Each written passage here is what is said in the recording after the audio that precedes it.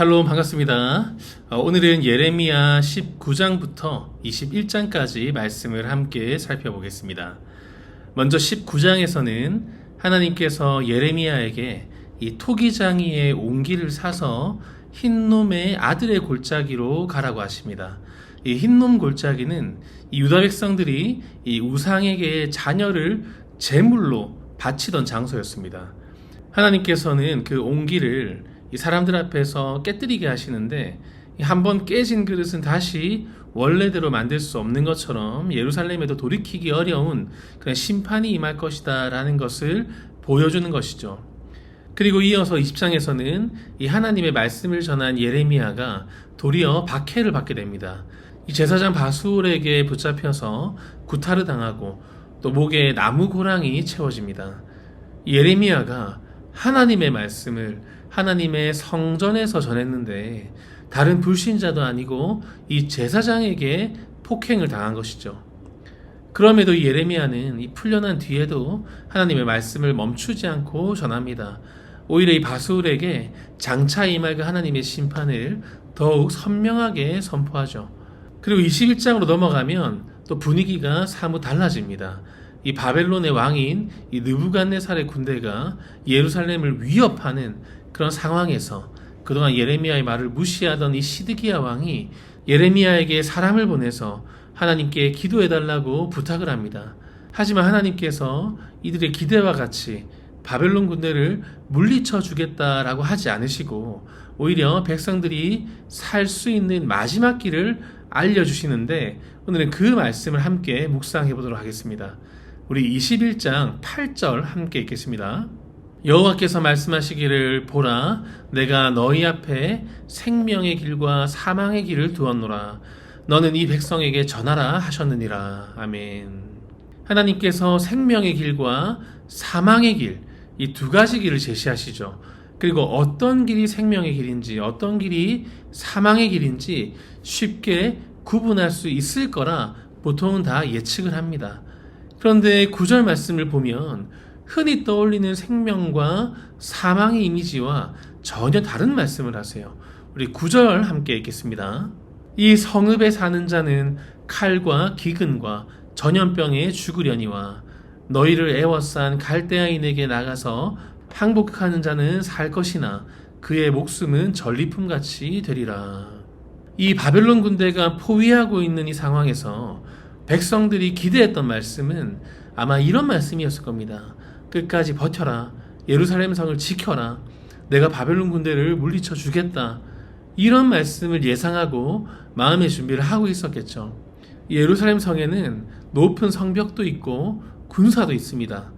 그리고 무엇보다 하나님의 성전이 있습니다. 하나님의 성전이 있기 때문에 하나님께서 끝까지 지켜주실 것이라고 확신했겠죠. 그래서 누가 봐도 성 안에 머무르는 것이 가장 안전하고 또 성 밖을 나가는 것이 위험하다라고 생각을 할 겁니다. 그런데 하나님께서는 정반대로 말씀하시죠. 성 안에 머무르면 오히려 칼과 기근과 또 전염병으로 죽게 될 것이고, 오히려 성 밖을 나가야 이 바벨론 군대에게 항복해야 살 것이다 라고 말씀하시죠. 우리도 살아가다 보면 이럴 때가 종종 있습니다. 가끔은 하나님께서 우리의 상식으로 이해할 수 없을 만큼 너무 앞서 나가실 때가 종종 있어요. 그럴 때 우리는 내가 착각한 건가? 내가 응답을 잘못 받았나? 내가 혹시 잘못 들은 게 아닌가? 의심을 하게 됩니다. 전쟁 중이면 당연히 성 안에 있는 것이 안전하고 나가면 죽는 거죠. 하지만 하나님은 성 안에 있는 것이 사망의 길이고 바벨론 군대, 이 원수가 기다리고 있는 성 밖으로 나가야 산다고 하시는데, 과연 누가 이 말씀에 바로 아멘하고 순종할 수 있겠습니까? 하지만 중요한 것은 어떠한 상황이나 이성이나 합리가 중요한 것이 아니고 하나님께서 지금 무엇을 말씀하고 계시는가, 이것이 가장 중요한 것이죠. 성 밖은 심판의 길이 분명합니다. 하지만 하나님의 심판은 죽이기 위한 심판이 아니라 살리기 위한 심판임을 믿으시기를 소망합니다. 성 밖으로 나가서 바벨론 군대에게 잡혀가는 것이 단순히 자포자기하는 심정으로 항복하는 것이 아니죠.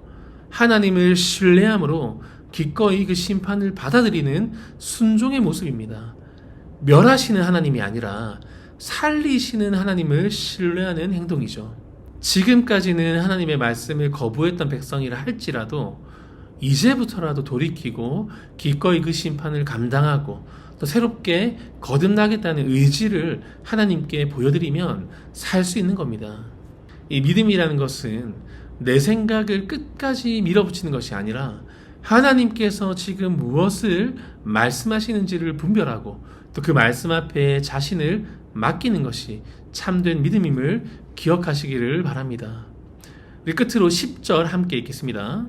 여호와의 말씀이니라. 내가 나의 얼굴을 이 성읍으로 향함은 복을 내리기 위함이 아니요 화를 내리기 위함이라. 이 성읍이 바벨론 왕의 손에 넘김이 될 것이요 그는 그것을 불사르리라. 이 히브리인들에게 예루살렘 성은 목숨과도 같습니다. 다윗 왕조의 상징이고 또 그들의 명예이고 또 자부심이고 생명과도 같은 것이죠. 하지만 하나님께서는 그런 이유로 그 성을 지켜주시지 않습니다. 하나님의 성전이 얼마나 화려하고 얼마나 잘 가꾸고 잘 지키느냐는 하나님께는 사실 전혀 중요한 것이 아닙니다. 성전을 사랑하느냐가 아니라 하나님의 말씀을 사랑하는가, 하나님에게는 이것이 중요한 것이죠. 웅장한 성이 사람을 살리는 것이 아니라 순종이 사람을 살리는 줄 믿습니다. 우리도 헛된 것을 붙잡고 있는지 모릅니다. 지금까지 해왔기 때문에 붙잡고 있고 이미 많은 시간과 마음을 쏟았기 때문에 방향을 바꾸지 못하고 또 여기서 멈추면 실패하는 것 같고 또 내려놓으면 지는 것처럼 느껴질 수 있습니다. 하나님 일을 할 때도 마찬가지입니다. 오래 하면 할수록 내가 왜 해야 하는지를 잊을 때가 많죠. 해왔던 것이기 때문에 나 아니면 할 사람이 없기 때문에 그저 관성에 이끌려서 아무 기쁨 없이 또 보람 없이 하나님의 일을 감당하고 있을지도 모릅니다. 나는 옳다고 생각하고 내가 경험한 것이 있으니 내 판단이 맞다고 확신하고 그래서 하나님의 생각을 받아들이는 것이 아니라 내 생각을 하나님께 인정받으려고 하는 경우가 교회 안에도 너무 많이 있죠. 오늘 본문에서 보셨듯이 이 생명의 길이라는 것이 언제나 예상 가능한 상식적인 모습으로 나타나지만은 않습니다. 하나님의 뜻을 도무지 이해하지 못할 때도 있는 것이죠. 왜 이 길을 포기해야 하는지, 왜 지금 방향을 바꾸어야 하는지, 왜 누가 봐도 손해처럼 보이는 이 선택을 내가 해야 하는지 이해되지 않을 때가 많이 있어요. 하지만 중요한 것은 내 눈에 그 길이 어떻게 보이는가, 그것이 중요한 게 아니죠. 하나님께서 어느 길이 생명의 길이다라고 말씀하시는지가 중요한 겁니다. 신앙은 내가 선택한 길을 하나님께서 지켜주시도록 만드는 일이 아닙니다. 하나님께서 생명의 길이라고 말씀하신 그 길을 찾아서 그 길로 걸어가는 것이 신앙인의 인생이죠.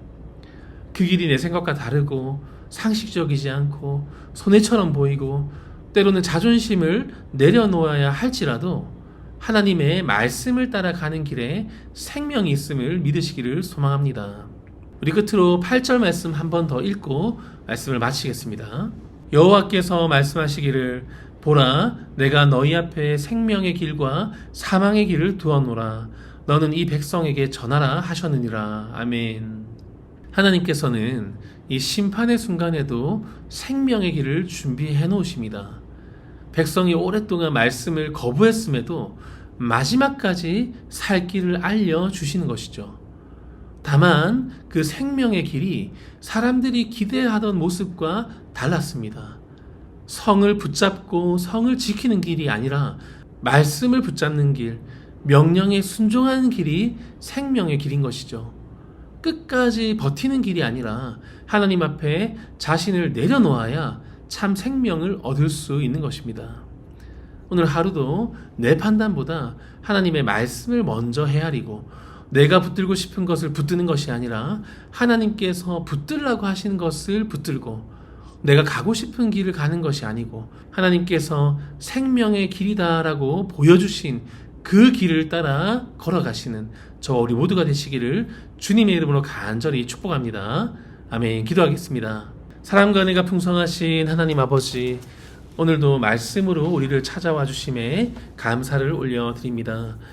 우리는 종종 내 경험과 판단을 더 신뢰하고 익숙한 길을 붙드는 것이 안전하다고 여기며 살아왔음을 고백합니다.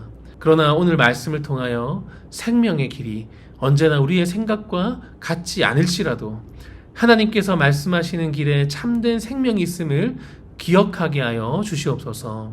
우리 안에 내려놓지 못하고 있는 교만이 있다면 속히 내려놓게 하시고, 내 고집으로 놓지 못하는 마음이 있다면 말씀 앞에서 기꺼이 내려놓을 수 있는 용기를 허락하여 주시옵소서. 손해처럼 보인다 할지라도, 이해되지 않아도, 자존심이 상해도 가라 하신 길이 생명의 길임을 신뢰하며 기쁨으로 순종하게 하여 주시옵소서.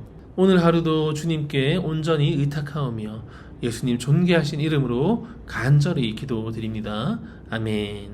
오늘은 필리핀 김상모 박세란 선교사님의 사역과 가정을 위해서 합심하여 기도하겠습니다.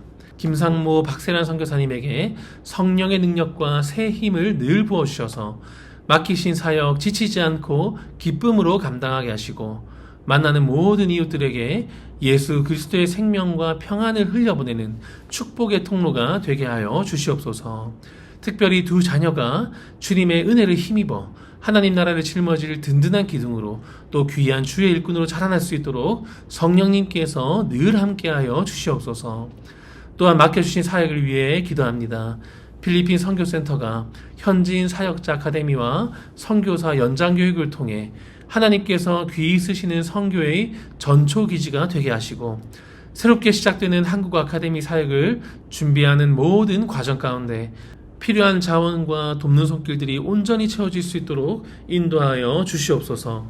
끝으로 병마와 싸우고 있는 지체들과 함께 있는 가족들과 그리고 경제적 어려움과 여러 사정으로 인해 힘들어하고 있는 지체들을 위해서 기도하겠습니다.